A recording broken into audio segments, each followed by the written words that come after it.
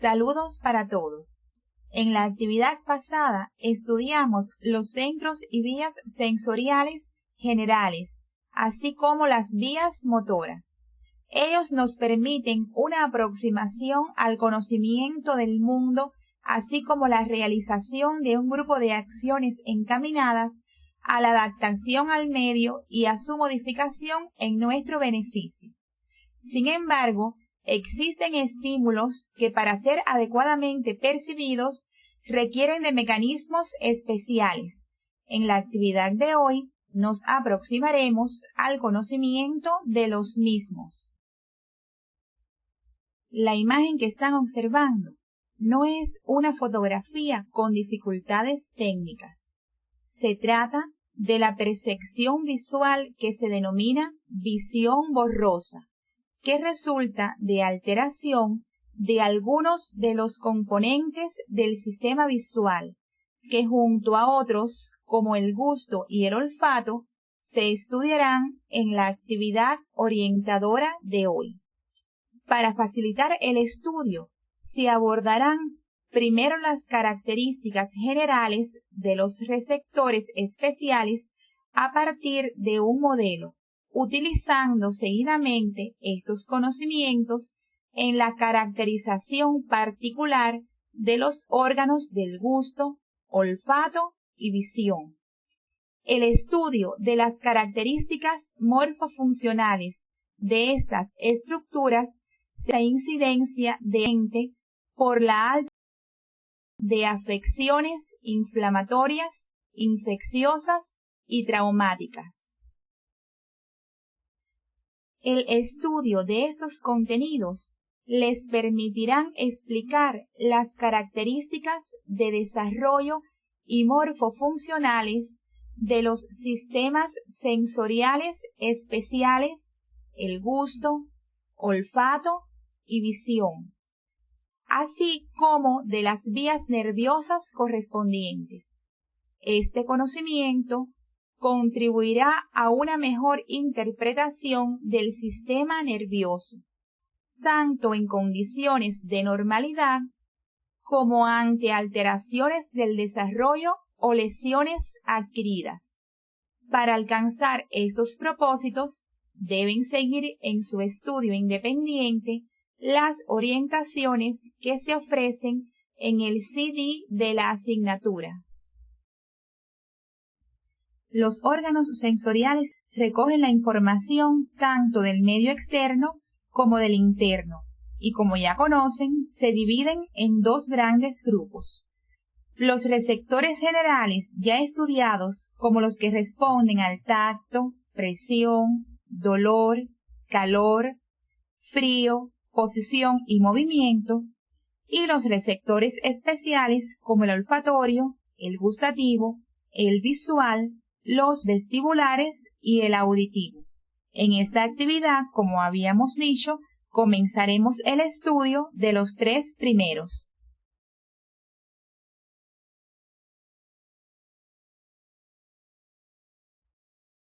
Los receptores de la sensibilidad especial responden a un modelo general común, pero cada uno presenta sus características morfológicas particulares a las que haremos referencia en el transcurso de la actividad.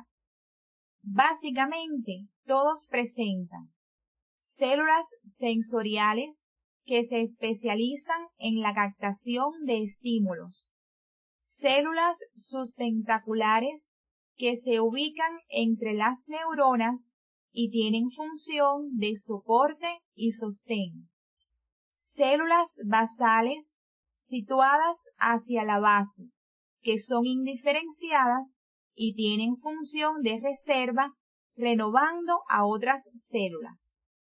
Material de la superficie es un conjunto de estructuras o sustancias que garantizan que las células receptoras capten el estímulo. Varían en las diferentes estructuras receptoras en relación con su función. Por ejemplo, en la mucosa olfatoria y el corpúsculo gustativo se encuentran el mucus y saliva respectivamente. En ellos se disuelven las moléculas que estimulan al receptor. Existe otro componente que, aunque no forma parte estructuralmente del propio receptor, su interrelación funcional directa con el resto de los componentes descritos anteriormente hacen necesario su alusión en este momento, ya que garantizan el correcto funcionamiento del receptor. Nos estamos refiriendo a las estructuras anexas, que son todas aquellas indispensables para proporcionar la sustancia que en la superficie del receptor disuelve las moléculas que originan el estímulo, o aquellas estructuras que permiten la llegada del estímulo al receptor. En el presente esquema se muestra la estructura general de los receptores especiales que serán objeto de estudio. Observen los elementos que les son comunes.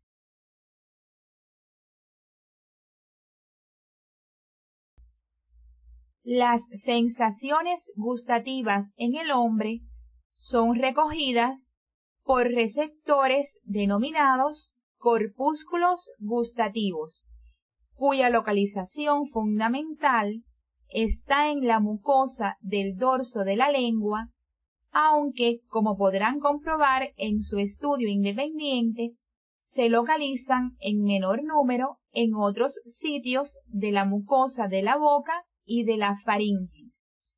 Estos corpúsculos son pequeños cuerpos ovalados situados en el espesor del epitelio desde la lámina basal hasta la superficie, donde se abren en pequeñas cavidades denominadas poros o botones gustativos, que tienen el carácter de quimioreceptores. Cada corpúsculo gustativo consta de varias células alargadas dispuestas de forma concéntrica, las que se estrechan a nivel del poro gustativo, donde emiten microvellosidades. En la base de las células, las fibras aferentes de los nervios 7, 9 y 10 recogen los impulsos nerviosos que conducen la sensibilidad gustativa. Estos corpúsculos son capaces de diferenciar numerosísimos sabores sobre la base de la combinación de 4 sabores básicos. En esta microfotografía se ilustra un fragmento del epitelio de la lengua donde se aprecian de un color más claro los corpúsculos gustativos entre las células epiteliales. A la derecha pueden observarse con mayor detalle las células que lo forman, así como el poro gustativo. Ustedes, en su estudio independiente, deben profundizar en las características microscópicas de este receptor, aplicando el modelo general para los receptores referido anteriormente. Para ello, deben seguir cuidadosamente las orientaciones que aparecen en el CD de la asignatura. En el esquema que se muestra, pueden comprobar que la sensibilidad de los 2/3 anteriores de la lengua se conduce por el facial, el tercio posterior por el glosofaríngeo y la región de la epiglotis por el nervio vago. También pueden apreciar su llegada común al núcleo del tracto solitario y el envío de esos impulsos al tálamo y posteriormente a los centros corticales para su integración. Los centros corticales están localizados en el extremo inferior del giro postcentral de la corteza parietal o corteza somatosensorial primaria. Es útil que revisen los contenidos correspondientes al territorio de distribución de los nervios craneales para sistematizar este conocimiento. Existen 4 sabores básicos: el dulce, amargo, ácido y salado. Los mismos se perciben en toda la superficie receptora. No obstante, existen regiones en la lengua más sensibles. Así, el sabor dulce se percibe mejor en la punta, el amargo en la base, el ácido en las porciones laterales y el salado en los bordes laterales y punta de la lengua. Además, en la imagen se muestran los umbrales relativos para diferentes sustancias. Observe el umbral tan pequeño para el sabor amargo, lo cual constituye un mecanismo protector, ya que la mayoría de los venenos presentan este tipo de sabor. Una modalidad sensorial muy vinculada con el gusto es el olfato, cuyos receptores son también quimiorreceptores, aunque el mecanismo exacto a través del cual diferentes sustancias estimulan los receptores olfatorios no es completamente conocido.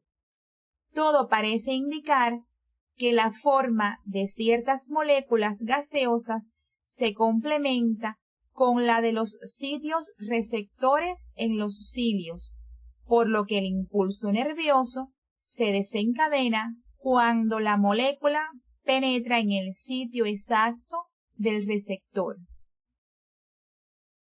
Se han definido 7 olores primarios: alcanforados, almizclados, florales, mentolados, etéreos, picantes y pútridos. La combinación de 2 o más de estos permite la percepción de una gran gama de olores diferentes. El órgano del olfato se localiza en la denominada área olfatoria, situada en la mucosa del techo de la cavidad nasal y de la porción craneal del septo y paredes laterales de la cavidad nasal.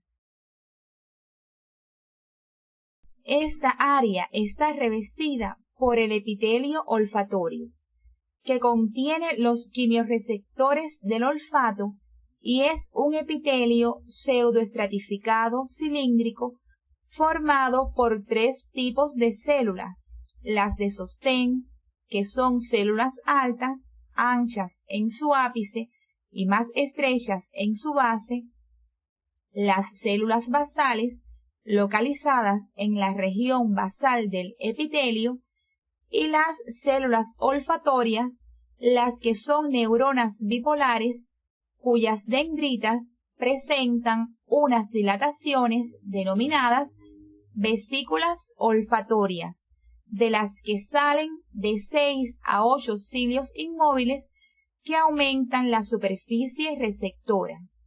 Y como elemento asociado a la superficie, tenemos en este caso las secreciones mucosas producidas por las glándulas de Bowman, las cuales constituyen la estructura anexa de este receptor. La interrelación funcional entre estos componentes es importante que lo estudien siguiendo las orientaciones del CD de la asignatura. Hasta esta zona llegan las prolongaciones periféricas del nervio olfatorio que ya estudiaron con los nervios craneales y que, como se muestra en la figura, atraviesan la lámina cribosa del etmoides para ir a terminar en el bulbo olfatorio, donde se realiza la transmisión de estos impulsos a otras neuronas en su camino hacia los centros corticales y estructuras hipotalámicas. El estudio del órgano de la visión, por su parte, incluye aspectos relacionados con su origen, desarrollo embriológico y características morfofuncionales definitivas. En su constitución se incluyen el globo ocular y sus anexos. El globo ocular constituye el órgano periférico de la visión. Se encuentra localizado y protegido por la cavidad orbitaria, cuya disposición garantiza la relación espacial entre los dos ojos necesaria para la visión binocular. El desarrollo inicial del ojo es consecuencia de una serie de señales inductoras, participando en su formación el neuroectodermo del prosencéfalo, el ectodermo superficial de la región cefálica y el mesodermo situado entre ambas capas, derivado en su mayoría de las células de la cresta neural. Su primera evidencia de desarrollo aparece a principios de la cuarta semana en forma de 2 surcos en la pared del prosencéfalo. Los surcos ópticos se vaginan formando las vesículas ópticas, que se ponen en contacto con el ectodermo superficial e inducen en este la formación de la placoda del cristalino, estructura que desarrollará posteriormente el cristalino. Poco después, la vesícula óptica comienza a invaginarse en el sentido señalado y forma la cúpula óptica de pared doble. Las capas externas e internas de la cúpula están separadas por una luz, el espacio intrarretiniano, que posteriormente desaparece y las capas se yuxtaponen. Observen cómo las cavidades de las vesículas ópticas son continuas con la cavidad del prosencéfalo, por la conexión que continúan manteniendo con esta vesícula cerebral mediante el pedículo óptico, estructura que formará el nervio óptico. Un corte transversal del pedículo óptico permite observar cómo la invaginación no está limitada a la porción central de la cúpula, sino que se extiende por la superficie inferior de la misma, formando la fisura coroidea. Durante la 7ª semana, esta fisura se cierra y la boca de la cúpula delimita un orificio, la futura pupila.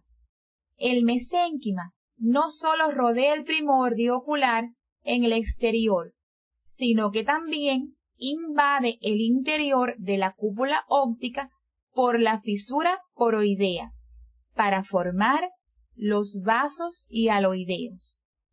Las estructuras definitivas del ojo, derivadas del neuroectodermo, del mesodermo y el ectodermo superficial, deben ser estudiadas siguiendo las orientaciones que se te ofrecen en el CD de Morfofisiología 2.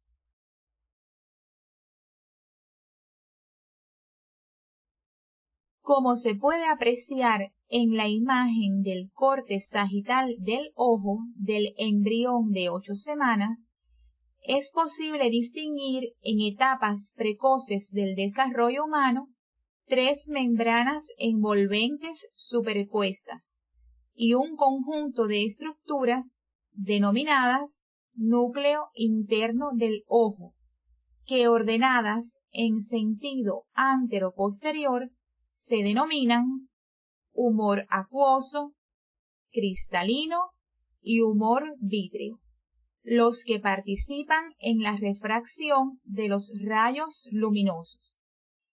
Los aspectos morfológicos macroscópicos del órgano de la visión deben profundizarlos por el texto de Anatomía Humana de García Porrero y a continuación puntualizaremos en los aspectos esenciales de este contenido.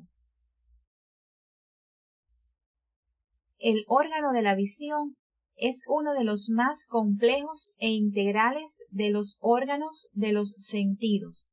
Las particularidades de sus receptores y parareceptores permiten al hombre obtener imágenes subjetivas del mundo objetivo que lo circunda y de esta forma disponer de un conocimiento más completo del mismo.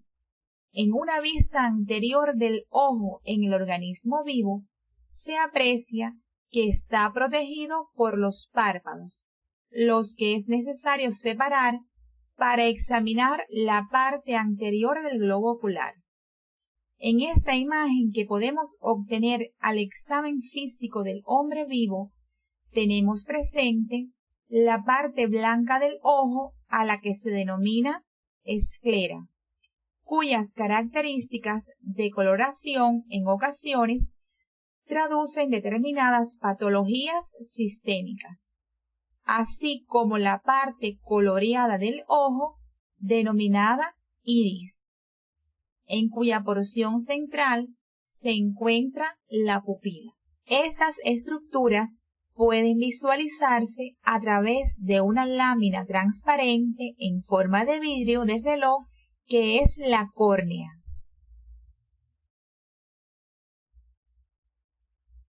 El globo ocular está constituido por 3 membranas que se disponen concéntricamente y que, situadas de la superficie a la profundidad, cumplen con las funciones de protección, nutrición y percepción. La envoltura más externa es de naturaleza fibrosa. Se divide en 2 porciones, una posterior de color blanquecino y muy resistente, llamada esclerótica, cuya superficie más externa está constituida por tejido conectivo denso y regular, y en la superficie interna una capa de tejido conectivo laxo que contiene fibroblastos, células cargadas de melanina y fibras elásticas. Una porción anterior transparente denominada córnea, a través de la cual penetran los rayos luminosos al interior del ojo, y revestida por un epitelio estratificado, plano, no queratinizado, que se renueva cada 7 días.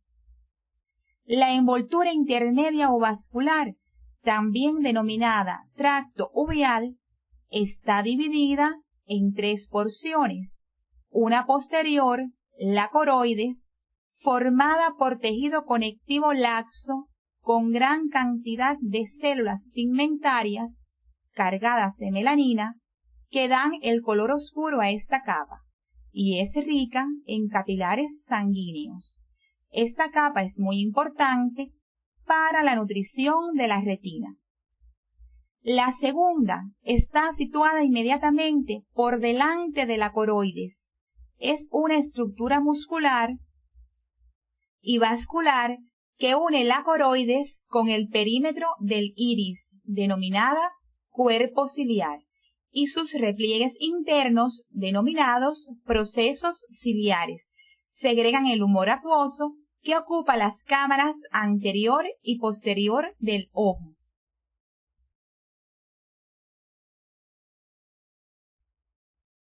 La forma del cuerpo ciliar es la de un cilindro dispuesto circularmente, y su músculo ciliar es responsable de regular la convexidad del cristalino, lo que resulta de gran importancia en los reflejos de acomodación visual y pupilares de la luz, que veremos en detalles más adelante. La tercera porción es el iris. Tiene forma de lámina circular con una perforación central llamada pupila. El iris se caracteriza por la abundancia de vasos sanguíneos, pigmentos y fibras musculares lisas dispuestas en diferentes direcciones. estas últimas con acción reguladora sobre los diámetros de la pupila y en consecuencia sobre la llegada de la luz que penetra al interior del globo ocular. Las fibras musculares lisas, tanto del músculo ciliar como del iris, forman la musculatura intrínseca del ojo y están inervadas por fibras nerviosas simpáticas procedentes del tronco simpático en su porción cervical y fibras parasimpáticas componentes del nervio oculomotor. Las relaciones del iris con el cuerpo ciliar, con la córnea y el cristalino, delimitan espacios denominados cámaras anterior y posterior del ojo. La membrana más interna del globo ocular deriva del neuroectodermo y se denomina retina. La misma presenta 3 porciones: óptica, ciliar y del iris, de las cuales la óptica es la que contiene los fotorreceptores, mientras que la ciliar y la iridia tapizan el cuerpo ciliar y el iris respectivamente. La retina óptica puede ser observada en su parte posterior a través de una maniobra denominada fondo de ojo, la que permite detectar manifestaciones de patologías sistémicas como la diabetes mellitus o del sistema nervioso, como los conflictos de espacio dentro de la cavidad craneal. Por eso es muy importante para el médico familiarizarse con la imagen que nos ofrece en condiciones normales. En la imagen que están observando, se aprecia sobre un fondo de color rojo brillante, cerca del borde medial, una depresión blanquecina circular que es la denominada papila del nervio óptico, cuyos bordes en condiciones normales están bien definidos. Esta zona contiene fibras nerviosas, pero no fotorreceptores, por lo que es insensible a la luz, recibiendo el nombre de punto o mancha ciega. Del centro de la misma se ven diverger con diferentes tonalidades los vasos retinianos, arteriales y venosos. Muy cerca, en dirección lateral, se encuentra una mancha ovalada y amarillenta que es la denominada mácula lútea, que contiene una gran cantidad de fotorreceptores que la especializan en la agudeza visual. En su centro presenta una pequeña esfera denominada fóvea que posee la mayor concentración de fotorreceptores por área de superficie de toda la retina, por lo que es el punto de mayor agudeza visual. La retina está constituida por 10 capas de células bien definidas, que del exterior del globo ocular al interior son las siguientes: epitelio pigmentado, capa de conos y bastones, membrana limitante externa, nuclear externa, capa plexiforme externa, capa nuclear interna, capa plexiforme interna, capa de células ganglionares, capa de fibras del nervio óptico y membrana limitante interna. Las características microscópicas de estas capas se abordarán en el transcurso de esta actividad. Para una mejor comprensión de las características microscópicas de la retina, es importante conocer los tipos celulares presentes en ella, así como su disposición. En primer lugar, tenemos los fotorreceptores, que son los conos y bastones, los que son células alargadas, polarizadas, que presentan, entre otras estructuras, un segmento externo e interno, una región nuclear y una región sináptica. Su función es absorber la luz y transformar esa energía en impulso nervioso. Constituyen la capa del mismo nombre. Es importante que ustedes en su estudio independiente, siguiendo las orientaciones de su profesor, así como las que aparecen en el CD de la asignatura, profundicen en las características morfofuncionales de los mismos y resuman el sentido que sigue el haz luminoso, dónde ocurre la transformación en impulso nervioso y en qué sentido viaja este último. Las células bipolares son otro tipo de células de la retina. Están conectadas con la terminación sináptica de las células fotorreceptoras y transmiten señales a las células ganglionares. Estas últimas son neuronas multipolares de gran tamaño. Existen otras neuronas de asociación, las llamadas células horizontales, cuyas prolongaciones, dispuestas horizontalmente, establecen contacto entre varios fotorreceptores. Las células amacrinas están en contacto con las células ganglionares. Además, existe un tipo celular que brinda sostén y nutrición a las neuronas de la retina, llamado células de Müller. Es importante que ustedes en su estudio independiente, siguiendo las orientaciones del CD de la asignatura, profundicen en las características morfológicas de los tipos celulares mencionados anteriormente. La disposición de estas células da lugar a la organización de la retina en las 10 capas mencionadas anteriormente. Ustedes están observando una microfotografía óptica de la retina donde puede apreciarse la capa más externa, que es el epitelio pigmentario.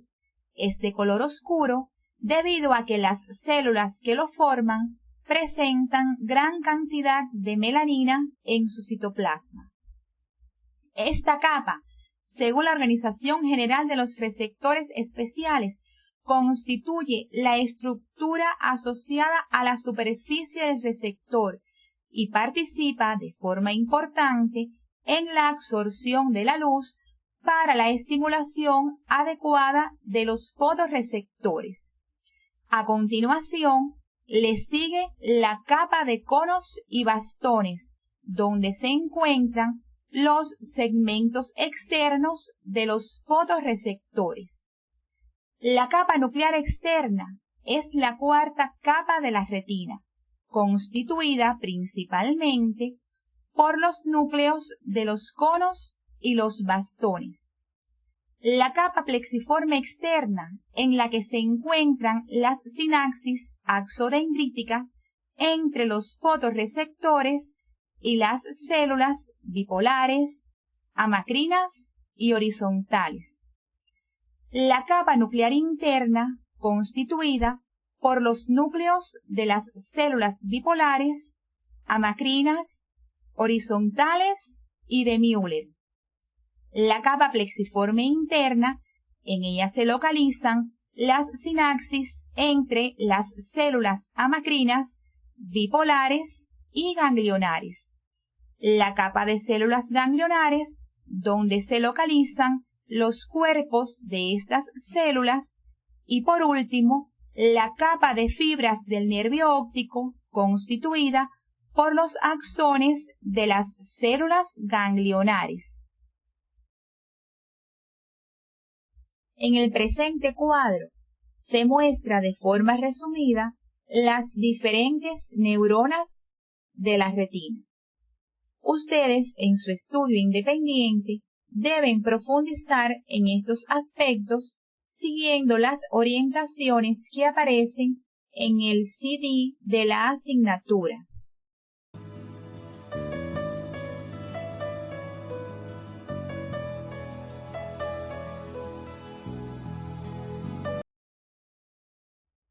El núcleo interno del ojo está formado por elementos transparentes que actúan como lentes para la refracción de la luz y que yendo de la pupila a la retina son humor acuoso, producido por los procesos ciliares ocupando las cámaras anterior y posterior del ojo, el cristalino, lente biconvexo cuya forma se modifica durante el acto de acomodación para lograr que la formación de la imagen se produzca justamente en el punto de la retina donde se produce la transformación del estímulo en impulso nervioso, y el humor vítreo, sustancia gelatinosa que ocupa el mayor volumen en el interior del globo ocular. Cuando el globo ocular sufre alteraciones morfológicas, ya sea porque su diámetro anteroposterior esté por encima o por debajo de los valores promedio, producen errores de refracción debido a que los rayos luminosos que parten del objeto convergen por delante o por detrás de la retina, lo que produce una percepción borrosa de la misma.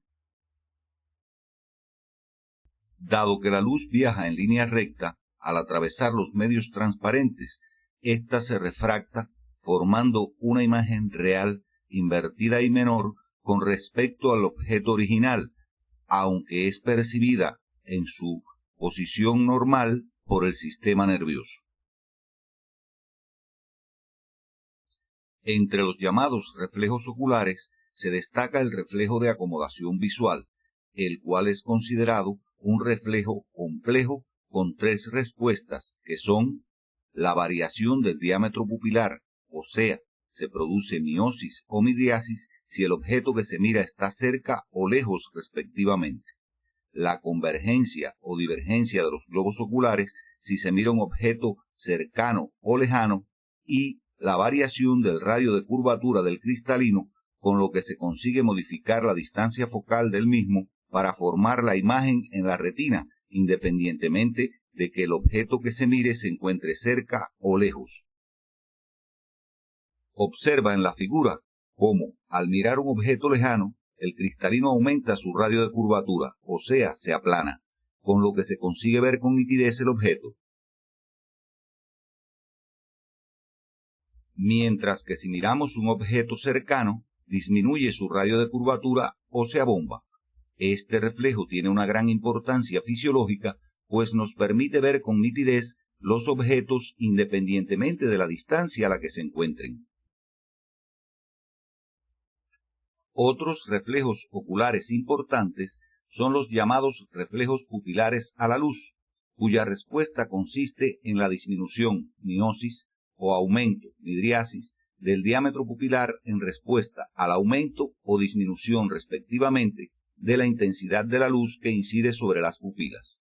En la figura puedes observar las pupilas en estado normal, o sea, cuando sobre ellas incide una luz de intensidad ambiente. Al aumentar la intensidad de la luz que incide sobre las pupilas, éstas disminuyen su diámetro, o sea, responden con una miosis. Existen dos modalidades o tipos de estos reflejos. Observa en la figura cómo incide la luz sobre la pupila del ojo derecho, y ésta responde con una miosis. Este es el reflejo pupilar directo o fotomotor directo, pero fíjate cómo en la pupila del ojo izquierdo, sobre la cual no se ha producido cambio en la intensidad de luz, también se produce miosis, lo que recibe el nombre de reflejo pupilar indirecto o consensual. La explicación de este fenómeno está dada por las características de la inervación de la musculatura lisa del iris, la que debes estudiar en la bibliografía recomendada. La exploración de estos reflejos tiene aplicación práctica no solo por formar parte del examen físico de todo paciente, sino porque los mismos se alteran en algunas enfermedades, como son las meningoencefalitis, el alcoholismo y la sífilis. En la imagen que están observando se representa un fotorreceptor, en este caso un bastón. Observe que el mismo presenta un segmento externo donde se encuentra la rodopsina, que es el pigmento fotosensible, una región nuclear y una región sináptica. Cuando no incide luz sobre los receptores, la permeabilidad de la membrana para el sodio permite la entrada de éste al interior de los mismos, a la vez que la bomba de sodio y potasio transporta sodio desde el interior al exterior. La combinación de estos dos efectos mantiene la polaridad del potencial de membrana en reposo del receptor.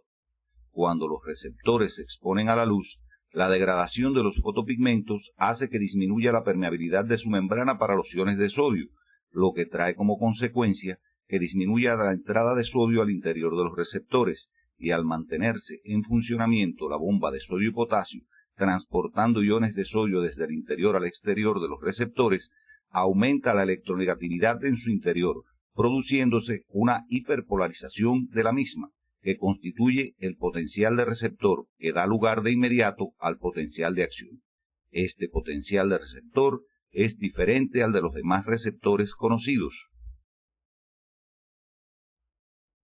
El mecanismo de adaptación a la oscuridad se pone de manifiesto cuando pasamos de un ambiente iluminado a uno oscuro o pobremente iluminado. Al encontrarnos en un ambiente bien iluminado, la relativamente alta intensidad de luz ambiente incide sobre nuestra retina, degradando una gran cantidad de fotopigmentos.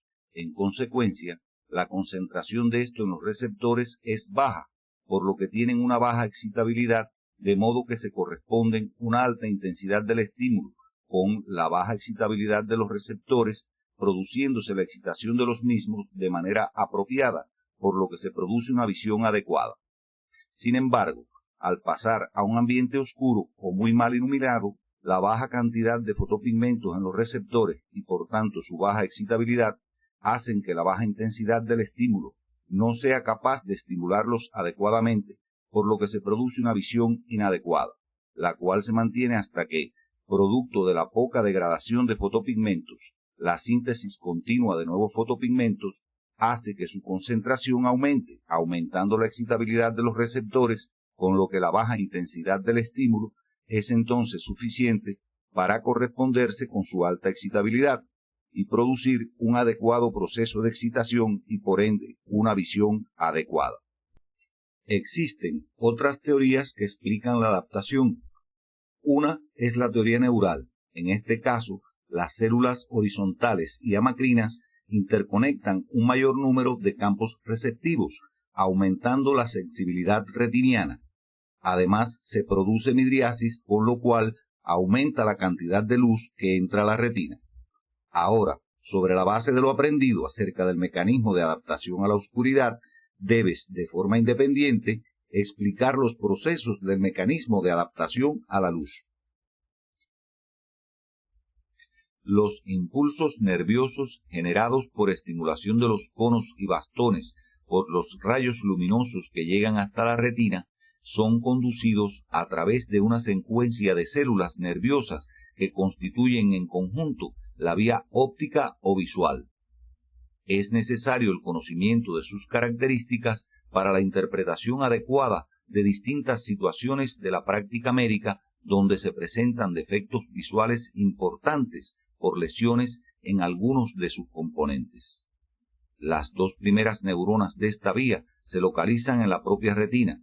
Los axones de las segundas neuronas abandonan el globo ocular por su polo posterior, atravesando las envolturas oculares más externas y agrupados en un manojo compacto forman el nervio óptico.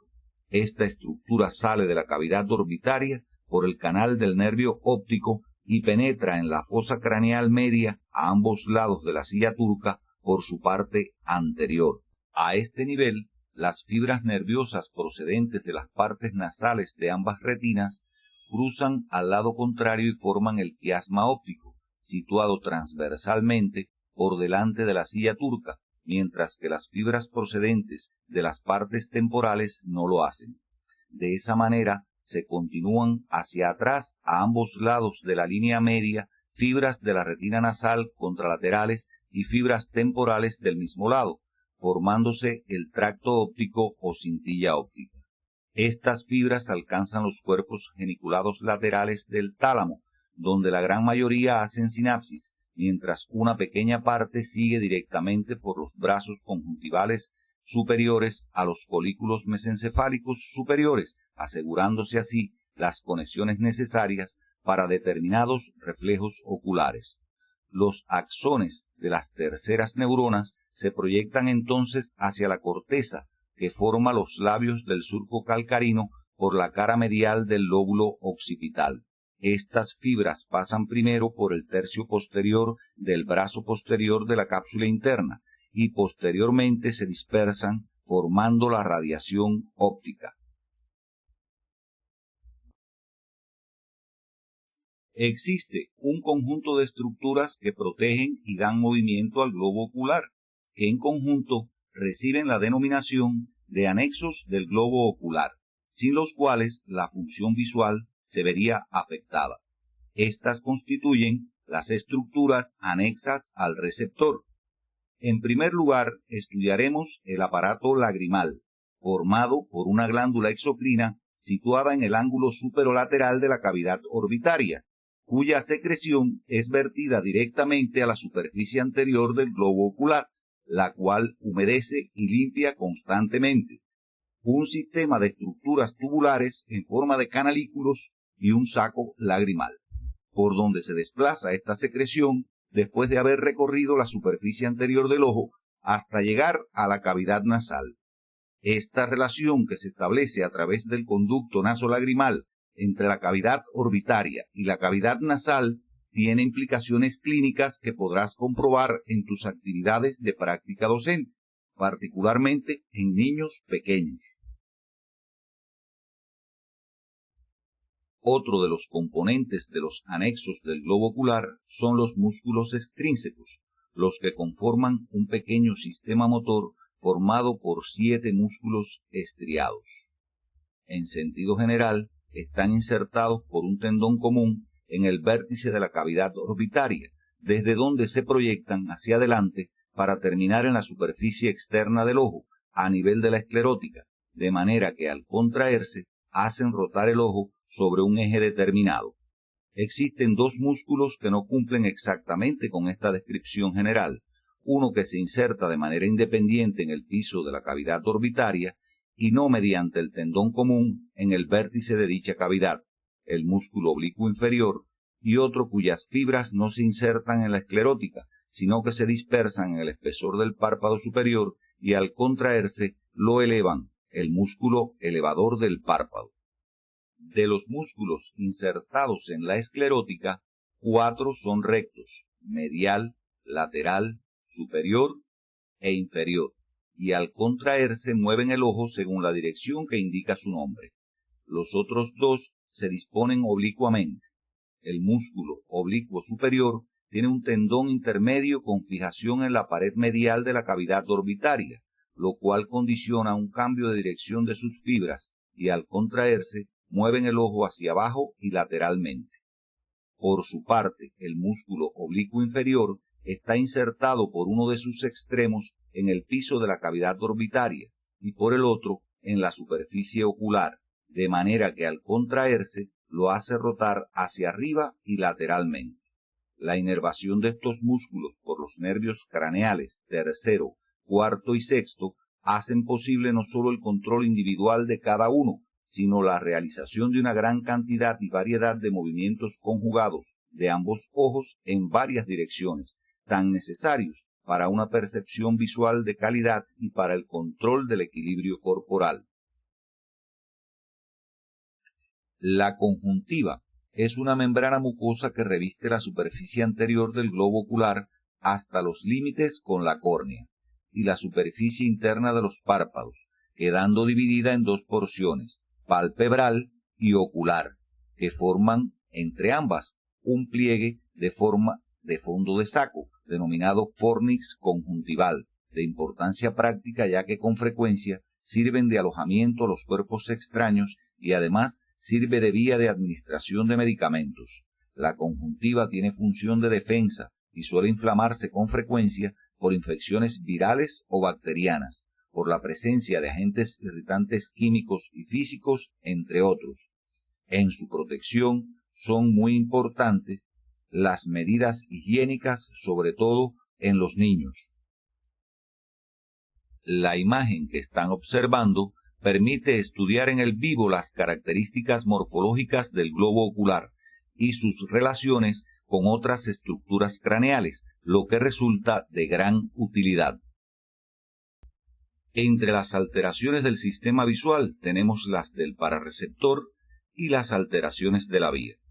Dentro de las primeras están los defectos de refracción, que como su nombre lo indica, se producen por deficiencias relativas a la formación de la imagen en la retina.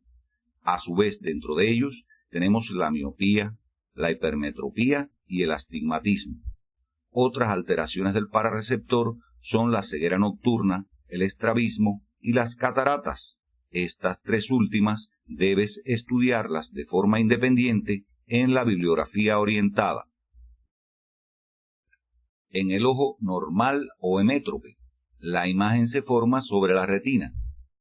En la hipermetropía, la imagen se forma por detrás de la retina debido a un globo ocular muy corto o un sistema de lentes poco potente y se corrige colocando una lente convergente o convexa. En la miopía, la imagen se forma por delante de la retina por un globo ocular muy largo o un sistema de lentes excesivamente potente y se corrige colocando una lente divergente o cóncava. Las lesiones de la vía visual se caracterizan por producir la ceguera de parte de los campos visuales de acuerdo a las fibras lesionadas. Así tenemos que la sección del nervio óptico produce la pérdida de la visión del ojo correspondiente. La sección de la porción central del quiasma óptico da lugar a la ceguera de las mitades temporales de ambos campos visuales o hemianopsia bitemporal. La lesión de la cintilla o tracto óptico produce la ceguera de las mitades contrarias del lado lesionado, en este caso las mitades izquierdas, produciéndose la llamada hemianopsia homónima izquierda. La sección a nivel del cuerpo geniculado lateral produce alteraciones similares a la lesión anterior, excepto que en esta se mantienen los reflejos fotomotores, al igual que en las lesiones de la radiación óptica. Debido a la complejidad del desarrollo del ojo, aparecen numerosas malformaciones oculares, aunque la mayoría son poco frecuentes, por lo que solo nos referiremos a algunas, y el estudio del tema lo debes abordar según se te orienta en el CD de Morfofisiología 2. Los defectos más graves transcurren durante la cuarta a la sexta semanas, como es el caso de la anoftalmia o ausencia congénita de tejido ocular. El defecto puede ser uni o bilateral y se acompaña generalmente de defectos cráneoencefálicos. El coloboma del iris es común y se debe al cierre defectuoso de la fisura coroidea durante la séptima semana. Otros pacientes pueden presentar coloboma palpebral. Este defecto es poco frecuente y se afecta con más frecuencia el párpado superior. En la catarata congénita, el cristalino es opaco y con frecuencia tiene aspecto blanco grisáceo. Produce ceguera y es debida en su mayoría a factores genéticos, mientras que algunas se deben a factores ambientales como las infecciones intrauterinas por el virus de la rubeola. Finalizando ya nuestra actividad orientadora de hoy, arribamos a las siguientes conclusiones. Los receptores especiales presentan un modelo estructural común, constituido por células de sostén, células sensoriales y sustancias o estructuras que contribuyen al funcionamiento adecuado de estas células sensoriales. Las sensaciones gustativas y olfatorias son recogidas por los quimiorreceptores y transmitidas a los centros corticales por los nervios craneales séptimo, noveno y décimo para las primeras y por el primer nervio craneal para las segundas. El órgano de la visión deriva del ectodermo superficial, del neuroectodermo y del mesodermo, lo que explica la diversidad de sus estructuras que conforman el globo ocular con 3 membranas envolventes y un núcleo interno, los que son protegidos por los anexos. La membrana más interna del globo ocular es la capa nerviosa denominada retina, derivada del neuroectodermo y constituida por 10 capas celulares bien definidas que contienen, además de los fotorreceptores, donde ocurre el proceso de transducción, otra capa muy importante que es la capa pigmentada, que evita la reflexión de la luz, y las 2 primeras neuronas de la vía óptica. Las características morfofuncionales de los receptores visuales explican los procesos de adaptación a la luz y a la oscuridad, así como los de transducción que en ellos ocurren. Los músculos extrínsecos e intrínsecos del ojo participan en los movimientos oculares, reflejos pupilares a la luz y mecanismos de acomodación, desempeñando un papel relevante en la inervación de los mismos, el tercer nervio craneal. Las alteraciones del sistema visual, tanto las que afectan el parareceptor como las que lo hacen sobre la vía visual, tienen gran importancia desde el punto de vista funcional y de la práctica médica, por el papel que desempeña el órgano de la visión en la adaptación del individuo al medio. La presente imagen muestra el ojo de un paciente afectado de cataratas. Esta afección del cristalino reduce significativamente la agudeza visual. Su tratamiento quirúrgico en la actualidad es todo un éxito y se ofrece de forma gratuita para nuestra región a través de la Misión Milagro. Afecciones como la catarata y la sordera, cuando se presentan desde el nacimiento, afectan gravemente el intercambio del paciente con el medio que lo rodea y con las demás personas. Por eso, en la actualidad, se está prestando una atención especial a la detección y tratamiento de estos niños para hacer menos pesada su carga, agregándole una cuota de amor. En la próxima actividad abordaremos los contenidos relativos al órgano de la audición.